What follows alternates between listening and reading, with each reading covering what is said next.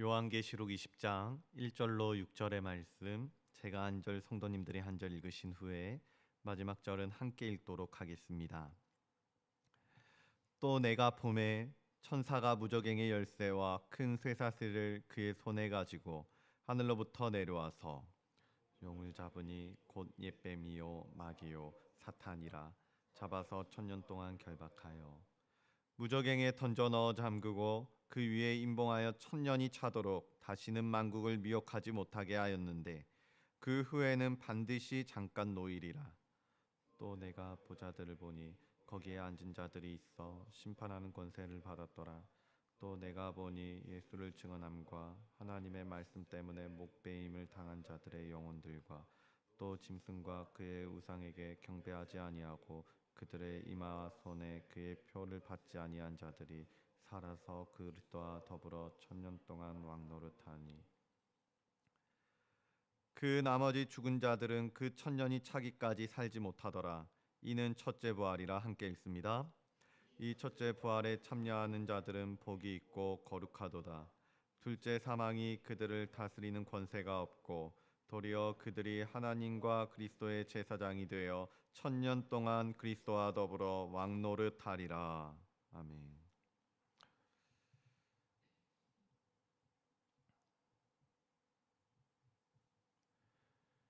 계시록을 대할 때 두려움이 생기는 가장 큰 이유 중에 하나는 천년왕국에 대한 해석에 어려움이 있기 때문일 겁니다.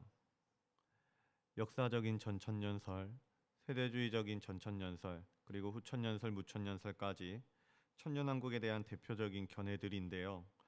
오늘은 이 천년왕국에 대한 견해들을 조금 정리해 보면서 말씀을 한번 나눠볼 것입니다.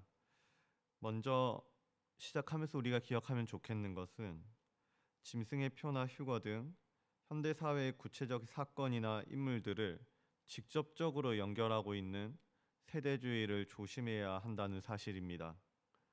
세대주의는 하나님께서 역사를 대하실 때 각각 시대별로 나눠서 다스린다라는 견해인데요. 이들은 성경의 예언을 문자적으로 해석합니다. 그래서 각 시대마다 하나님이 각각의 다른 방식으로 다스리고 있다고, 하나님이 구약 시대는 이렇게 다스리고 신약 시대는 저렇게 다스리며 또 각각의 방식으로 그 시대들을 다스리고 있다라고 이해하는 것입니다. 그래서 천년왕국이라는 사건을 문자적으로 받아들여 환난 전에 휴거가 있을 것이고 재림 후에 천년왕국이 시작될 것이라고 주장하는 것이 바로 세대주의적인 전천년설이다라는 것이죠. 그런데 이처럼 문자적으로만 해석을 하게 되면 성경의 의도를 벗어날 수가 있습니다. 그래서 단순한 상징에도 의미를 부여해서 해석의 오류를 범할 수도 있고요. 그날과 때는 아무도 모른다. 주님 분명히 우리에게 이렇게 말씀해 주셨거든요. 그날과 때를 모른다고 하셨는데 그날과 때를 찾으려고 하고 휴거는 이때 있을 것이다. 재림은 이때 있을 것이다. 라고 그 시기를 특정하려고 한다라는 것이 세대주의인 것인데요. 그러면 이는 주님의 말씀을 정면으로 부인하는 결과를 가져올 수도 있기 때문에 우리 복음주의 진영에서는 세대주의를 지지하지는 않습니다. 그러면 복음주의 안에서 천년왕국을 바라보는 견해는 무엇인가? 여기에는 두 가지 입장이 있습니다. 하나는 역사적인 전천년설에 대한 입장이고요. 또 하나는 큐티 설명도 지지하고 있는 무천년설에 대한 견해입니다. 저 역시도 무천년설에 대한 견해를 바탕으로 오늘 이 말씀을 나누어 보려고 할 건데요. 그 전에 좀 헷갈리지 않도록 용어에 대한 설명을 잠깐 정리하고 시작하면 좋을 것 같습니다. 먼저 전천년설이다 라는 말을 들으면 천년왕국이 앞에 있다는 말인가? 라고 이렇게 생각을 하실 수가 있는데요. 정확하게 말씀을 드리면 이 전천년설이라는 것은 천년왕국이 있기 전에 예수님의 재림이 먼저 있었다라는 얘기를 하는 것입니다. 다시 말씀드립니다. 천년왕국이 기준이 돼서 재림이 앞에 있다. 그러면 전천년설이 되는 거고요. 천년왕국이 기준이 돼서 재림이 후에 있다. 그러면 후천년설이 되는 것입니다. 그리고 무천년설에 대해서도 한번 정리를 해드릴게요. 이 무천년설이라는 것은 우리가 없을 무자인가 이렇게 해가지고 천년왕국이 없다, 천년이 없다 이렇게 얘기를 생각을 할 수가 있는데요. 그게 아니고 문자적인 천년왕국, 그러니까 시간적으로 천년이라는 기간이 아니다라는 얘기를 하는 것입니다. 그래서 무천년설의 입장은 천년을 상징적으로 보고 있기 때문에 이 시기가 예수 그리스도의 초림 때, 그러니까 예수님이 이 땅에 처음 오셔서 공생애를 시작하셨던 그때부터 이미 시작이 되었다라고 주장하는 게 바로 무천년설의 입장인 겁니다. 그러면 우리가 이 무천년설을 지지하게 되면은 사실 이 천년왕국은 이미 시작되고 있다라고 생각을 할 수가 있습니다. 그래서 지금 이 순간도 우리는 천년왕국의 한복판에 서 있는 것이고, 이 천년왕국에 대한 오늘의 말씀 역시도 우리에게 직접적으로 적용이 되고 있는 하나님의 말씀이 되는 것입니다. 그러면은 오늘 이 말씀을 우리가 대할 때 이 말씀은 우리 지금 살아 숨쉬는 순간에도 이루어지고 있는 것이기 때문에 더 피부로 와닿는 말씀이 될 것이고, 더 직접적으로 적용할 수 있는 말씀이 되는 것이겠죠. 그러면 이러한 이해를 가지고 오늘 우리에게 주신 하나님 말씀은 어떤 것인지 한번 나누어 보도록 하겠습니다. 먼저 계시록 20장 1절과 2절인데요. 제가 읽어보겠습니다. 또 내가 봄에 천사가 무저갱의 열쇠와 큰 쇠사슬을 그의 손에 가지고 하늘로부터 내려와서 용을 잡으니 곧 옛뱀이요 마귀요 사탄이라, 잡아서 천년 동안 결박했다라고 하고 있죠. 여기서 큐티 해설을 보면은 사탄을 결박했다는 것을 예수 그리스도의 십자가 부활 사건으로 연결하고 있습니다. 참 좋은 설명인 것 같습니다. 왜냐하면 이로 인해 교회는 땅끝까지 복음의 증인이 될 것이고, 복음이 전파되고 교회가 세워지고 하나님의 영광이 드러나는 일을 하게 될 것이기 때문입니다. 그러므로 사탄이 결박되었다는 것은 사탄이 아무런 해를 끼치지 못한다, 이런 의미가 아닙니다. 사탄이 결박되었는데 왜 우리는 이렇게 힘듭니까? 사탄이 결박되었는데 왜 우리는 이렇게 무너지고 넘어지고 계속해서 어려운 고난 가운데 처하는 일들이 있습니까? 이 불시험을, 이 고난을 이상한 일처럼 여기지 말라 하셨거든요. 그러면 사탄이 결박되었다는 것은 무슨 말이냐? 그것은 사탄이 우리에게 아무런 해를 끼칠 수 없게 됐다는 의미가 아니라 사탄이 이제는 더 이상 그리스도의 몸된 교회를 무너뜨릴 수가 없게 됐다는 겁니다. 이게 무슨 말이냐면은 로마서 8장 37절로 39절을 보겠습니다. 그러나 이 모든 일에 우리를 사랑하시는 이로 말미암아 우리가 넉넉히 이기느니라. 내가 확신하노니 사망이나 생명이나 천사들이나 권세자들이나 현재일이나 장래이나 능력이나 높음이나 깊음이나 다른 어떤 피조물이라고 할지라도 우리를 우리 주 그리스도 예수 안에 있는 하나님의 사랑에서 끊을 수가 없다고 하셨어요. 사탄은 우는 마귀처럼 계속해서 성도들의 주위를 맴돌며 삼킬 자를 찾을 것입니다. 그러나 그럼에도 불구하고 복음은 전파될 것이고 교회는 무너지지 않고 세워질 겁니다. 왜냐하면 사탄은 우리 주 예수 그리스도 안에 있는 하나님의 사랑 안에 있는 그 안에 있는 성도들을 결코 끊어낼 수도 빼앗아갈 수도 없기 때문입니다. 뿐만 아니라 4에서 6절을 보시면은 계속해서 반복되는 문구가 하나 있는데요. 그것은 바로 그리스도와 더불어 천년 동안 왕노릇한다라는 것입니다. 그러면은 천년왕국의 시대에 교회는 소극적으로 무너지지 않을 뿐만이 아니라 적극적으로 왕노릇하기까지 한다라는 것인데요. 다시요. 이 마지막 때 천년왕국을 살아가고 있는 이 교회는 소극적으로 무너지지 않고 근근히 하루하루 버티기만 할 뿐만이 아니라 적극적으로 주님과 함께 왕노릇하기까지 한다라는 것입니다. 그런데 무엇으로부터 왕노릇하냐가 중요하거든요. 제가 성도님들 앞에서 왕노릇하고 우리 중등부 앞에 가서 왕인 것처럼 이렇게 대접받으려 하고 그러면 안 되지 않습니까? 그럼 무엇으로부터 왕노릇할 것인가가 중요한데요. 자, 이게 어떻게 이루어지고 무엇으로부터 왕노릇할 것인가를 우리가 4절을 보고 한번 이해해 보도록 하겠습니다. 요한계시록 20장 4절. 또 내가 보좌들을 보니 거기에 앉은 자들이 있어 심판하는 권세를 받았다고 합니다. 그리고 또 내가 보니 예수를 증언한가 하나님의 말씀 때문에 다른 어떠한 것 때문이 아니고 예수를 증언하고 하나님의 말씀을 전하고 복음을 전하는 것 때문에 목배임을 당한 자들의 영혼들과 또 짐승과 그의 우상에게 경배하지 아니하고 그들의 이마와 손에 그의 표를 받지 아니한 자들, 그러니까 우상 숭배하지 않고 오직 주 예수 그리스도를 바라보고 하나님 앞에서 무릎 꿇고 두 손 들고 살아갔던 그러한 존재들이 이제 살아서 그리스도와 더불어 천년 동안 왕노릇하니라는 것입니다. 그리고 6절도 한번 보겠습니다. 이 첫째 부활에 참여하는 자들은 복이 있고 거룩하도다. 둘째 사망이 그들을 다스리는 권세가 없고 도리어 그들이 하나님과 그리스도의 제사장이 되어, 다른 제사장이 되는 게 아니고요, 다른 어떠한 신의 어떠한 가치의 어떠한 존재의 제사장이 되는 게 아니고 오직 하나님과 그리스도의 제사장이 되어 천년 동안 그리스도와 더불어 왕노릇하리라고 증언하고 있는 겁니다. 한마디로 마지막 때를 살아가는 우리 교회의 정체성은 다스리고 선도하는 것이지 단지 고난을 견디고 멈추는 그러한 수동적인 자세에서 멈추는 게 아니다라는 거예요. 그러므로 사랑하는 성도님들, 이 요한계시록 20장은 장차 다가올 미래에 이루어질 예언 정도의 것이 아닙니다. 천년왕국은 지금 이 시대를 살아가는 성도들에게 주어진 실질적인 메시지입니다. 사탄은 결박되었고 교회는 무너지지 않으며 오히려 그리스도와 함께 왕노릇하며 복음을 전파합니다. 그렇게 우리는 교회로서의 오늘도 사명을 소명을 이루며 살아갑니다. 이것이 바로 천년왕국 이 시대의 마지막을 살아가는 우리 교회의 본질인 것이죠. 많은 분들이 제게 묻고는 합니다. 교회의 본질이 뭐냐고, 우리가 본질을 잡아야 되지 않겠냐고.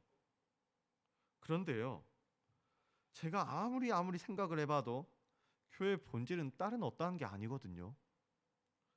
제가 우리 교회에 부임을 하고 막 중등부 선생님들이랑 신방을 했던 적이 있었습니다. 그런데 한 선생님이 제게 이렇게 말씀을 하시더라고요. 목사님, 죽어야지 살지요. 죽어야지 살지요. 지금까지는 제가 계속 죽었는데요, 이제는 목사님께 그 바통을 좀 전해드릴게요. 그러시더라고요. 그러면은 뭐 그게 무슨 말입니까? 저보고 죽으라는 말이잖아요. 그래서 첫 만남에 나보고 죽으라고 이렇게 얘기를 하신다고? 이게 무슨 말씀이지? 내가 뭐라고 반응을 하기를 원하시는 걸까? 막 고민을 하고 있었는데요. 집에 가서 곰곰이 한번 생각을 해보니까 제가 목표하고 목적하고 있는 것들과 똑같은 말씀을 하신 거더라고요. 예수님이 죽어서 교회가 세워졌던 것처럼 제가 죽는 일이 있어야지, 내가 먼저 죽는 일이 있어야지 우리 공동체가 살고 우리 중등부가 살고 하나님의 나라가 세워질 수가 있겠더라고요. 내가 먼저 왕노릇하는 일이 있어야지, 주변 사람들 앞에서 중등부 앞에서 왕노릇하는 게 아니고요, 사망과 죽음을 두려워하지 않고 세상에 좌우되지 않으며 하늘의 보좌에 앉아 내게 능력 주신 자 안에서 내가 모든 것을 근근히 하는 게 아니고요, 기꺼이 기쁨으로 넉넉히 할 수 있는 그 비결이 바로 여기에 있는 것이더라고요. 그렇기 때문에 주어진 오늘 하루 이 말세의 때에 우리가 어떠한 삶을 살아가야 하는지는 너무나도 명확한 것 같습니다.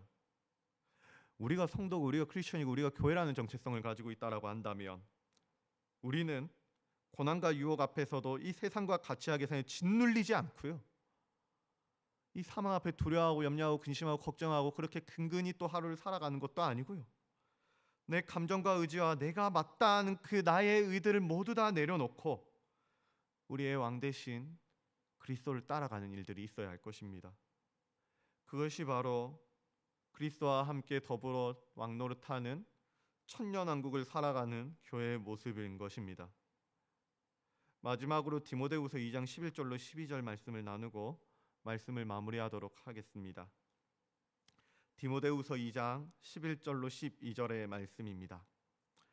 미쁘다 이 말이여, 우리가 주와 함께 죽었으면 또한 함께 살 것이요, 참으면 또한 함께 왕노릇할 것이요, 우리가 주를 부인하면 주도 우리를 부인하실 것이라. 아멘. 그렇습니다. 우리는 주일날 들었던 말씀처럼 왕노릇하기 위해서는 오래 참는 일이 있어야 하고요. 참으면은 또한 함께 왕노릇하게 될 것입니다. 그러므로 주어진 오늘 하루도 주와 함께 왕노릇할 수 있길 바랍니다. 주와 함께 오래 참으시고 주와 함께 죽음조차 불사르고 두려워하지 않고 사망아 내가 쏘는 것이 어딨느냐, 사망아 내 승리가 어딨느냐, 그러한 믿음과 외침과 고백과 간증을 가지고 또 오늘 하루를 주님 안에서 주님과 함께 넉넉히 기쁨으로 기꺼이 살아낼 수 있는 우리 성도님들 되면 좋겠습니다. 그래서 이 자리에 계신 우리 모두가 지금 이 땅에서 우리의 신분은 이미 왕같은 제사장이 되어 있음을 예수로 발견하고 예수로 기뻐하고 예수로 살아내는 그러한 은혜가 있기를 우리 주 예수 그리스도의 이름으로 간절히 소원하고 축복합니다. 기도하겠습니다.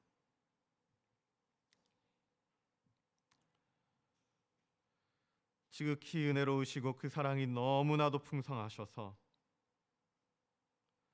전쟁의 한복판에서도 교회를 붙드시고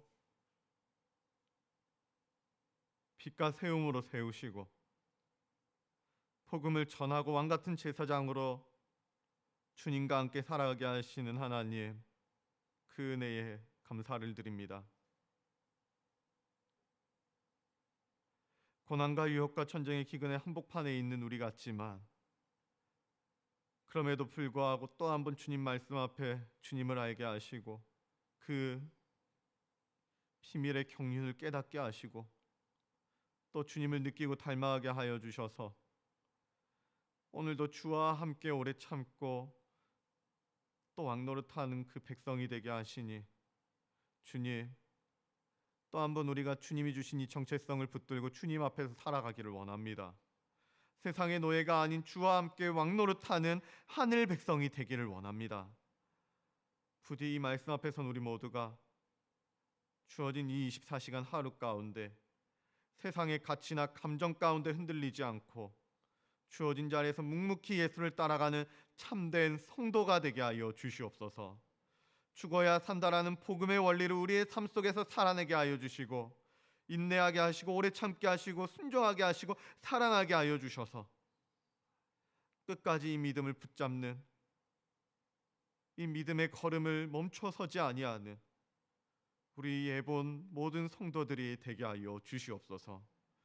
그래서 이미 승리한 자로 하나님의 영광을 밝히 드러내게 하여 주시옵소서.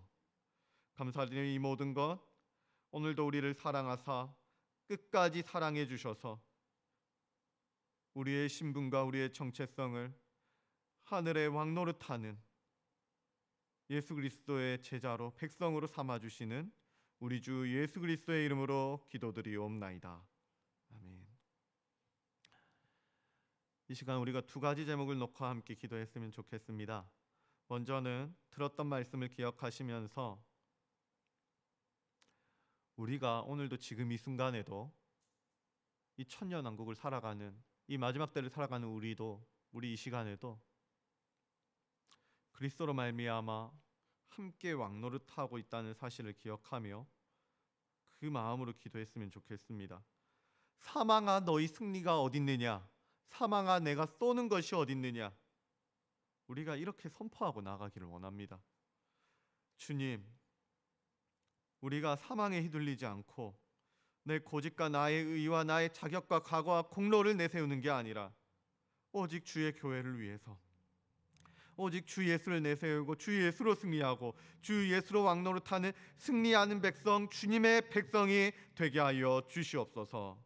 우리의 정체성을 회복케 하여 주시고 교회의 본질을 회복케 하여 주셔서 오늘 하루도 복음을 붙들고 하나님 나라를 살아내는 능력 있는 성도가 되게 하여 주시옵소서.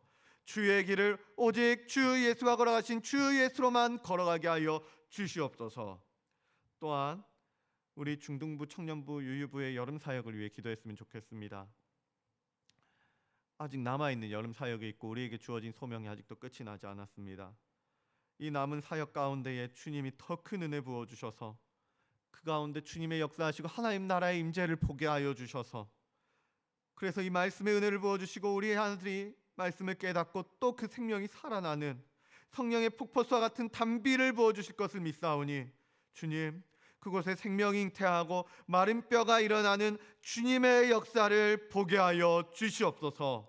듣는 자는 살아나리라, 듣는 자는 살아나리라 하셨사오니 자녀들의 마음을 활짝 열리게 하여 주시고 한 영혼이 바뀌고 가치가 바뀌고 인생이 바뀌는 인생의 전환점이 일어나게 하여 주시옵소서. 참된 교회로 돌아와서 주님 안에서 주님의 생명으로 사망을 꾸짖고 사탄 위에 왕노릇하는 주님 백성이 되게 하여 주시옵소서. 이렇게 함께 기도하신 후에 가져오신 제목들을 가지고 함께 기도하며 나가도록 하겠습니다. 함께 기도하겠습니다.